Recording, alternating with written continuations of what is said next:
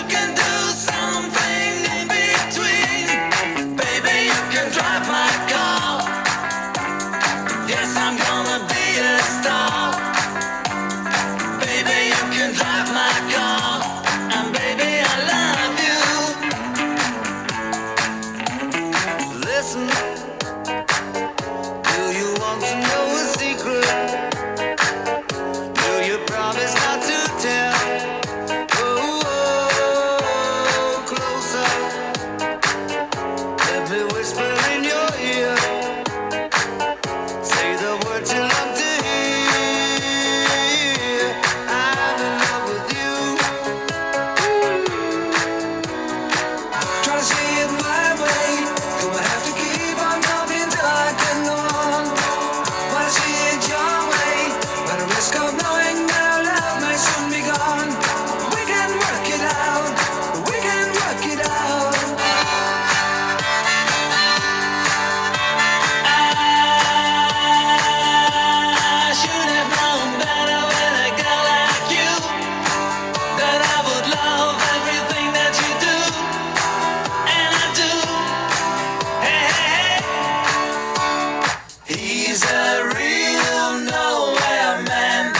sitting in his nowhere land. You're gonna lose that girl. You're gonna lose that girl. You're gonna lose. Yes, yes, you're gonna lose that girl. You're gonna lose. Yes, yes, you're gonna lose that girl.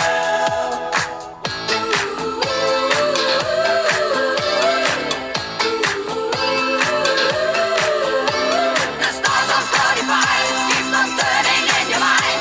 Now we can work it out. Remember, twist the shout. You still not tell me why, and the reply.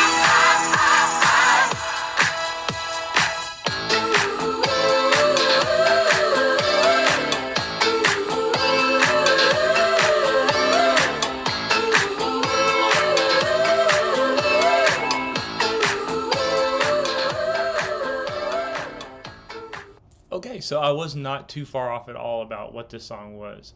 I've not heard this before. When queuing it up, I heard the first few seconds, and I had read a little bit about it, but I wasn't sure if that I had the concept. But I've got it now. This is really just a megamix of recent popular records, and it was funny because the first one. I think it was the first one. It might have been the second one in the sequence of songs that they reused in this single was "Sugar Sugar," which I just reacted to a couple weeks ago. It was the number one song of '69, I think. Yes, 1969. So maybe these weren't like recent hits because after all, this was 1981. So I don't know how far back they reached for all of these. There's maybe and I was counting along. I counted 8 different songs that they transitioned between, not including the Stars on 45 intro and outro piece, which was a very disco sounding backbeat. Included the very disco sounding arrangement in the backbeat, which kind of kept on throughout all of the different transitions. But out of those 8 songs, I kind of sort of recognized 5 or 6 of them. I knew 3 of them. I was relatively familiar with maybe 3 of them. The Baby You Can Drive My Car, We Can Work It Out. But the only song that I really, really knew because I just reacted to it was the Sugar Sugar by the Archies. This is an innovative concept for a record. I don't know where it sounds innovative to me. I don't know if there were other records floating around that were in this vein. Maybe there were quite a few in the clubs, like DJ mixes of where they transitioned between different songs really quickly. I don't know when that became in vogue. I know by the time I started hitting up clubs in the 90s that this was a thing that was done. But I don't know, number one, when they really started doing that in dance clubs, getting really creative and splicing in just small segments of different songs. And number two, I don't know if any of those things were being released to radio as singles in the way that this one was. So not really sure, but I would venture to say that this was an innovative way of thinking about releasing a record. When for a very long time it was just basically one song, one record, and it's an original song, not something you're picking up from somewhere else. So what I almost want to connect the dots and say is that this was like a very prescient, or it's a canary in the coal mine for the impact of hip hop, of sampling, of reusing music in different ways. Before rap really caught on. So DJ culture, maybe you could call it. I don't know. So it's an interesting experiment. The songs blended well together. Ultimately, it did just sound like a mega mix of a bunch of different hits meant to provoke nostalgia. And the Stars on 45 was very kitschy and basically was almost felt like a Broadway, or even like a Broadway parody, like introduction with the chorus girls type of thing of the entire set, and then they come back in at the end and do their little dance again. It was presented to me. It seemed like it was presented like a show, like a live show would have been, and there was a certain amount of tongue-in-cheekness about the way the whole thing was framed as well. But I could see like how, as a novelty record, this could pick up steam and become a #1 hit, and I assume that's what happened in 1981. If you have any additional context for how this song came about, or how this record came about, I should say, please drop it in the comments. Let me know. And we'll keep going with what I think will probably be a more normal, more standard #1 song next week, which will actually be a song as opposed to a record mashup.